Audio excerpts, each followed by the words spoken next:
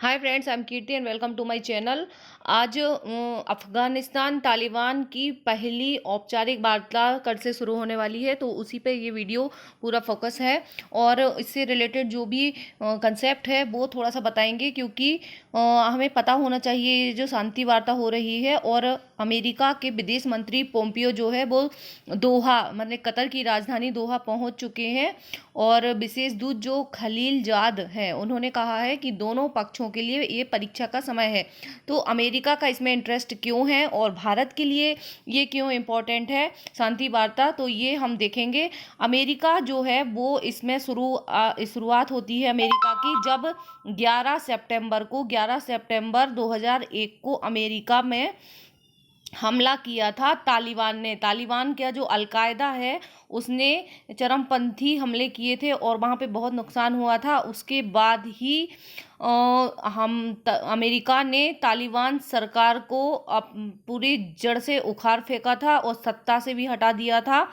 और उसने फिर बहुत संघर्ष हुआ बाद में, और अमेरिका ने बहुत अपने सैनिक भी वहाँ पे भेजे। और अब धीरे धीरे अपने सैनिकों की वापसी भी, अब अमेरिका शांति की राह चाहता है, अमेरिका भी। और वहाँ पे जो कट्टरपंथी अफगान सरकार और तालिबान इन दोनों के बीच भी शांति वार्ता पहली बार दशकों बाद पहली बार शुरू हो रही है।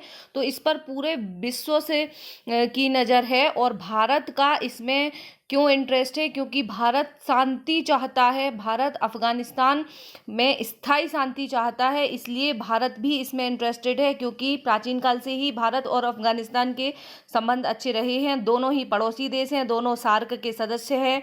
और कुछ भारत ने अफगानिस्तान में कई पुनर्निर्माण भी किए हैं, जैसे कि जो बांध, संसद भवन अभी हाल ही में चर्चा में था, शिक्षण संस्थान बहुत सारे, और वहाँ पे कई भारतीय भी रहते हैं।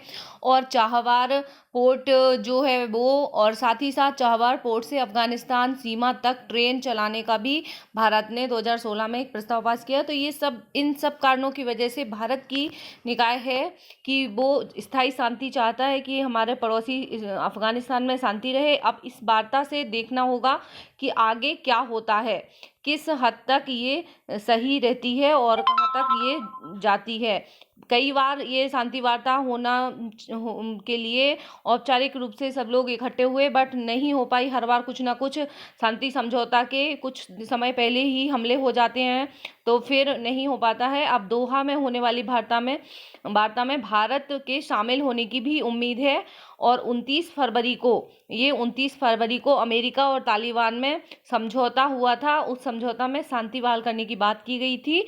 और अफगान सरकार और तालिबान के बीच सालों से जारी संघर्ष को खत्म करने के लिए कतर की राजधानी दोहा में शनिवार से शांति वार्ता शुरू हो रही है। अब NIANA के मुताबिक इस वार्ता में भारत भी शामिल हो सकता है, जैसा कि मैंने आपको पहले ही बताया है। वार्ता के दौरान करीब 30 देशों के प्रतिनिधि हिस्सा लेंगे और शांति वार्ता में हिस्सा के लिए अमेरिकी विदेश मंत्री वहां पे पहुंच चुके हैं। दोनों खलील जाद जो कि इस वार्ता को करवा रहे हैं, उनका कहना है कि दोनों पक्षों के लिए ये परीक्षा का समय है। अफगानिस्तान के लिए अमेरिका के विशेष दूत और इस वार्ता को कराने वाले खलील जाद ये ने कहा है कि यह वार्ता अफगान सरकार और तालिबान के लिए एक परीक्षा है। उन्होंने उम्मीद जताई है कि भारत बातचीत के से दशकों से जारी युद्ध को खत्म किया जा सकेगा और अमेरिकी सैनिकों की वापसी हो सकेगी। साथ ही दोनों पक्षों में एक पॉलिटिकल रोड मैप को लेकर सहमति बन सकेगी। उन्होंने कहा है कि अमेरिका दोनों पक्षों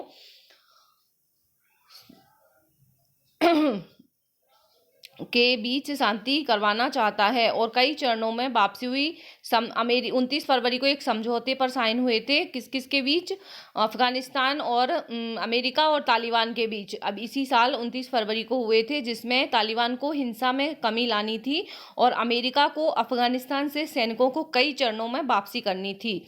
तो समझौते के मुताबिक तालिबान को अलकायदा और दूसरे आतंकी समूहों का साथ छोड़ना होगा। साथ ही अफगान सरकार से जुड़े लोगों पर आतंकी हमले भी रोकने होंगे। तो ये समझौते की शर्तें थी, तो उसको मान लिया गया है कुछ हद तक। अब कहाँ तक माना है, क्या सच्चाई है, वो सामने आ जाएगी वार्ता के बाद। 5000 तालिबान आतंकियों को छोड़ने के बाद हो रही है वार्ता। शांति वार्ता शुरू करने के लिए 5000 अफगान सरकार ने इस साल तालिबान के 5000 आतंकियों को छोड़ा है। इसमें 400 वे हार्डकोर आतंकी भी शामिल हैं, इनकी निंदा भी हुई थी।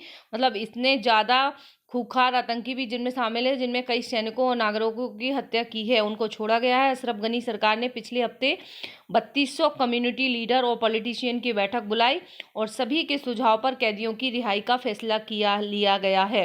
यदि वार्ता सफल होती है तो इसमें ट्रंप को भी फायदा मिलेगा आने वाले उनके इलेक्शंस में, क्योंकि सभी चाहते हैं कि शांति वार्ता कायम रहे। Thank you very much. Video पसंद आए तो शेयर कीजिए इसको, ज़्यादा से ज़्यादा लाइक एंड कमेंट जरूर कीजिए। Thank you very much.